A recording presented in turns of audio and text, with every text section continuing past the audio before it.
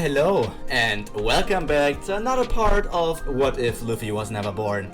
Well, today we actually last week we finally finished everything setting up the Wano arc. So today we are, for sure, entering the Wano arc. The prologue to be more precise, because there's a bit more to set up and to enter Wano. But as our characters already have experienced these things once, like before in the faraway past, we can know that they have a few experiences here and there. So, like the video title said, an unexpected ally. Let's see, who am I talking about here? Because there are a lot of people that would probably come into your mind here, especially because who even could be an ally of Law, Moria, or something else? There are a lot of things here that are not like in the canon version where Luffy entered this place, and we will now see how everything actually takes place in this version.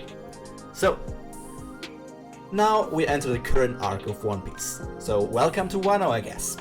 I don't know if Wano will finish. Wano won't finish before I will actually be close to catching up, because we only have like 4 or 5 videos left until we actually get to where Wano is currently, and I don't even know if I want to finish Wano before the actual manga finishes Wano, because there's a problem of if there's like a big reveal coming from Kaido, or if there's something going on with the poneglyphs.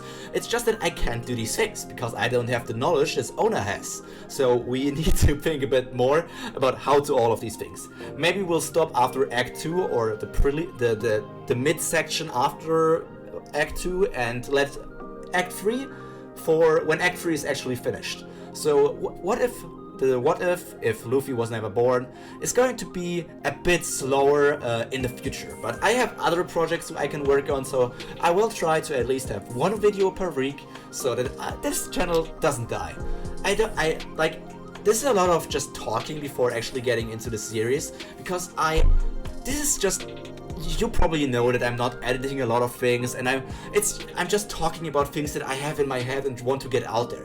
It's basically just like a place where I talk, basically just when you're back in school and you talk with your classmates about your theories or your ideas, your what if scenarios, just talking with friends, acquaintances, or other people who have the same interests as you to share these things. And I think you don't really need to like make all these different edits and cut everything down for it to be perfect.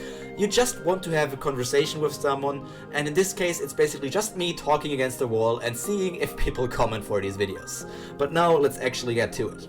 Just like in the canon, we're going to take a look at this encounter here first. Nekomamushi was going together with the Guardians of Zou to Sphinx. If you don't know what Sphinx is the island where I think Whitebeard was born, or either he was born there or he made it like his hometown where he made sure that everybody could live nicely there. So it's basically, if you want to call it that, Whitebeard's biggest treasure. And who is there right now? It's Marco. Marco is placed there and Nekomamushi is meeting him, because the case here is that I think you know why I'm doing this. Marco is on Wano and he played a decently big role there, but why would he help Moria or Law in this case? And this here is because in the canon version, Whitebeard's last command was protect Ace's brother at all costs. And that's also the reason why Marco and some other people agreed in helping Luffy, because he's Ace's brother. And this thing here is not there. But before leaving Zou, Nekomamushi got a letter from Law. And the letter basically just reads, "I have what you are missing." Very cryptic message if you think about it, but Marco instantly when he reads that is like, I have a few ideas what this rookie is could be talking about. And even on the minuscule chance of Law telling Marco what he thinks it is, he has to go to Wano, because it's so important for him. He has many things that he needs right now, and just protecting the island he is on because it's Whitebeard's home or something is the most important thing, even more than what might be the case with Law hinting here. But meanwhile, somewhere else in the Grand Line, it's a Grand Line, but in the New World to be more precise, we see like Edward Weevil and his grandma Basking going around basically hunting the remaining people of the Whitebeard Pirates, looking for Whitebeard's inheritance. That's the thing, like Whitebeard was supposed to also have some treasures. He was like a Yonko for quite some time, but I think that Sphinx Island is basically Whitebeard's biggest treasure, because that's like what he always wanted. A place for people to live happily, a place for people to build families, a place for people just to live in peace and don't have to be scared of the Marines, the pirates, or what other things are out there in the One Piece world. So that's, in my opinion, Whitebeard's inheritance, Whitebeard's biggest treasure. And because of all of that, Marco tells Nekomamushi first to bring a message to Law once he arrives at so Nekomamushi needs to bring a message to Law before Marco actually heads there, because Marco is in need to protect Sphinx Island for a bit longer, because he predicts that Weevil is going to arrive here at Sphinx Island, is probably going to destroy the place if there's not someone there to protect it. And this is also his version in the canon, so I don't know if we will ever see Weevil in action in the canon version, because if Marco actually protected Sphinx Island from Weevil, and he's now on Wano, that just means he defeated Weevil. That for sure meant he defeated Weevil and protected the island, which means Weevil might be dead or might be reformed. Like, he could have killed him, but it could also be the case of him learning that Weevil is actually the real son of Whitebeard or something, so there might be a connection there. Like, it's very unclear of what has happened there, but for sure, I guess Sphinx is still standing because Marco did lose the fight. He came to Wano, and he probably didn't escape because that place is so important to like our boy Whitebeard. So now we come to this. Another powerful ally will join the Alliance of Death, that being Marco. But that's not all that we're going to talk about today. First of all, with all of that said, Law has what Marco wants, and he has still so many secrets unknown to the public. We as manga readers know a few of the secrets that Law had, and it's quite shocking for him to have like all these aces hidden under his sleeve, even after fighting against Doflamingo and losing an arm there and basically being on the brink of death. Like, how the hell did he learn his awakening? He for sure had to have it like somewhere in the time skip. But why did he use it against Doflamingo? So many questions and so few of the answers are here for us. So what secret could Law have? Is it that he just wants Marco to be like, he wants to be the new leader of the Whitebeard Pirates because he has some connection with Whitebeard? Or is it something else? You can tell me what you think that Law might be hiding that Marco really wants and is missing right now. Just be creative. I have it already written out, and it's pretty much written out since like last year. So yeah, let's see if you can guess what I have here. So a few days later, we see Moria on the thriller bark, recovering from his injuries against his fight against Katakuri, and piranhas like Horos, her ghosts, are taking care of him. So we have the injured Moria here. This is a picture of Moria when he was younger, but it's still the fit Moria and like the small child that Piranha was when he picked her up as like a child on the West Blue, I think. So anyways, in the canon version, we couldn't see the newspaper because Sanji and Chopper cut out pictures from it. I think it was their bounties, because they are always like eager to have their bounties for themselves and put them somewhere in their rooms or something. But in here, we don't have like two idiots, two children who just cut out these things, and we can actually read the words that are there. Everything that Nami could make out of the message was something about Big Mom and Kaido. But we learned more about this. We know that the news are telling us that Big Mom contacted Kaido about Moria. Unlike with Luffy, like in Luffy's case, she had contacted Kaido because she wanted to fight against Luffy and end the disrespect and defeat him and maybe probably also kill him or something. But in this case, she's not that angry about Moria. She's just very confident already that Kaido will win against this young guy. He's not too young, but she's confident that Kaido can win against Moria, but she just wants to talk with him. She wants to work together with Kaido to capture Moria and have a one-on-one talk with him, because Moria seems to be useful. Moria not only could defeat the strongest of the Charlotte family, he also brought back one of the missing children of the Charlotte family that they were searching for probably over 10 years, 15 years maybe. So Moria has some sort of connection network and probably can help Big Mom in a lot of different things. So she wants to talk with him about these things. But Kaido denies this offer or this request because why would he work together with Big Mom? It goes against his honor or his pride. But then it's sort of the thing where Big Mom and just reminds him of the thing that well, she rescued him at God Valley, and she's also the reason why he has his devil fruit, and so many other things. And this is basically the point where they formed an alliance. So this is bad for us. Big Mom forming an alliance with Kaido. Yeah, I don't know how anyone would win against that, but we're currently seeing it in the manga, so yeah. This would have been the case if nothing changed, actually. Because here we have something changing. Someone married into the Charlotte family recently. And I'm not talking about Sanji, I'm talking about Caribou here. Caribou is a member of the Charlotte family. And while, yes, Big Mom normally doesn't care about losers, but Caribou didn't lose. And I think this alliance between Kaido and Big Mom would make it way harder for the Alliance of Death. But this time Kaido just fucked up. He just straight up fucked up, or his people fucked up, and he needs to basically live it now. So our boy Drake captured Caribou. I don't know why he did it or why he felt the need to do it. So he captured Caribou not knowing that he's a member of Big Mom's pirate crew. Not that he's a son-in-law of the Big Mom Pirates. So now he's in prison in Wano. And Big Mom, she learned about that only after she had her talk with Kaido. And she's not just calling him again, telling yo, Kaido, my boy, can you release, Caribou? You imprisoned him and he's my son-in-law, can you do that? No, she's pissed. She's pissed because Big Mom has pirates honor. Many people just don't think pirates don't have any honor, but Big Mom told us this. Pirates have honor. Pirates don't defeat people who are family, who are their rescuers, their saviors, or other things. So this goes against whatever she's standing for. And this is basically the key point why Big Mom is again a wild card for us. Big Mom rejects losers, but Caribou didn't lose, and that was because he was ambushed.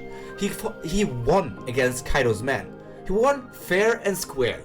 But then, when they already were partying and everyone was caught off guard because they were drunk, overeaten and everything else, he just got one-shot by or ambushed by Drake, and that's how he lost.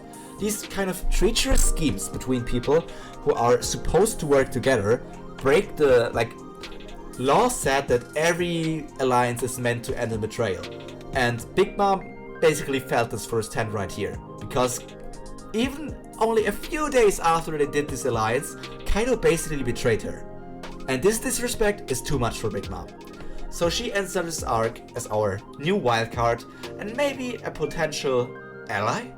Well, let's see how this develops in the future. But after this, our crew arrives at the entrance of Wano, the waterfalls with all of these different kois. I really like the art style that Oda did for this because it's the traditional Japanese art style and it's so pretty. I think these are one of the most pretty pictures Oda has drawn, with one other being the panel where Enel was traveling to Fairy Verve, the moon. This is also one of the most pretty picture we have in One Piece, in my opinion at least. What is one of your favorite panels in One Piece? Please share it with me.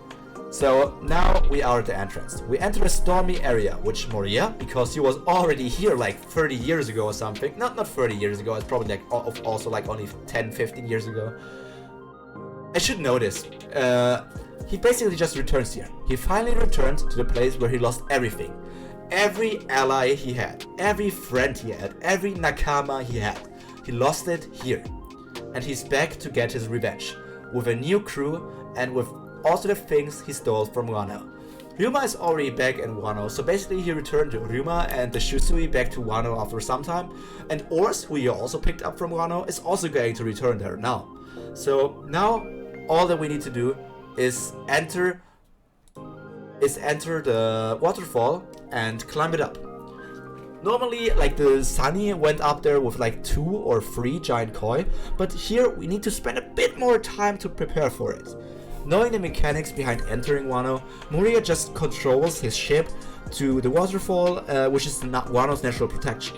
But over a few hours, they first need to collect a few dozen of the giant carp, like swimming around there. So they collect these things, and then basically these carps are used to pull up the island ship, which is the Thriller Bark, up to Wano. And this is where we are, entering Wano. So now what are we doing? We entered Wano, but what is going on from here? Once they arrive at the top, Moria basically guides everybody on land, after he's the last person on board. So before actually all of this is happening, he talks with the people here. Moria talks with them and tells them a few things. He lands there and tells every prisoner, every person he stole the shadows from, if everything goes right here, and you work together with me. Oh, let's do it in Maria's voice. If everything goes right, and your help in this battle will, well, I will return your shadows to you and you will get your freedom back. Is it a lie? Is he just scheming? We don't know it. But Moria gives them the opportunity to help him in defeating one of the Yonko, Kaido. So, they all saw Moria train. They knew they don't have a chance against Moria. So, there are two opportunities for them. And this might end badly for Moria in some cases. Because yes, they might help him in defeating Kaido, but they might also just betray him and join Kaido. And because they join Kaido, that just means he has more men. And if Moria loses, they will also get their shadows back. Because if Moria falls unconscious, I don't know, does Moria lose the shadows if he falls unconscious? I'm not so sure about that right now. I need to research that again, but I'm not sure if Moria loses this like, this is different for every kind of devil fruit. Like, when Big Mom falls unconscious, it's not like every homie stops existing and people get back the souls that, the lifespan that they lost for the homies. If on the other hand, what's her name? The toy fruit girl, Sugar falls unconscious, every toy turns back into a human. I'm not sure how it works for Moria, because if I remember correctly, the only case why the people on Thriller Bark got their shadows back was because he absorbed every shadow from the zombie in himself and used his Shadow Asgard's move. And then Luffy, being Shadow Luffy, he basically punched out every shadow because he punched the stomach of Shadow Moria. And that's how all of the shadows got released one after the other. But it wasn't basically because he fell unconscious, but because he saved every shadow by force or something, because Moria lost his will. I think the actual sentence was Moria only returns the shadows when he wants to, because that's how Oda wanted it to be. So now we are there, and every prisoner is on the question: do they want to work with Moria to have the chance of returning the shadow, or work with Kaido to have a bit less of a chance to return their shadows? So that's another big amount of potential allies, because they finally have the chance to regain their freedom, and I guess for most of them that's a big offer to have here. And that's also a reason why, compared to the actual canon story, we have a bigger alliance. We have the minks, the ninjas, the pirates, the samurai, and all these different zombies. Like, just Thriller Bark has over probably like almost close to 2,000 different not zombies, but zombies and pirates together at least are around the 2,000 mark. I think Kaido was around 35,000, but we're still going to have less, but we're going to have a bit more than Luffy had. So now we are there, and Moria basically is alone on the ship because he needs to hide the Thriller Bark from everything. But this is going to be a bit of a problem, because I still have to make one plot point work to have Wano work as I want it. And yes, this means Moria checks everything on the ship and basically sails it to wherever he wants to hide it. But while he sails it, there's a giant octopus appearing. And the giant octopus is canon, yes. And the giant octopus basically pulls the ship to the whirlpool that is there on top of Wano. And this whirlpool basically sucks in the Thriller Bark and puts it somewhere else. And because of that, Moria gets separated from his people. Who was on the ship again? It was Kumashi, Perona, Carrot, And Pedro left them. I think. No, Pedro is with them. Pedro was only not in Wano because he died, but Pedro is with them. Pedro is with Carrot and Perona here. And Brooke is also with Carrot and Perona. So yeah, these things are happening, but Moria got separated from them. And this is pretty much the end. We end at a point where Moria gets sucked in the whirlpool and we don't know what's going to happen to him. But we all know what's going to happen here. We're just going to see what's going to happen in Act 1 of Wano next week. And until then, I hope all of you take care of yourself. So stay hot, stay fresh, stay cultured, and I hope all of you just have a nice week. Until then,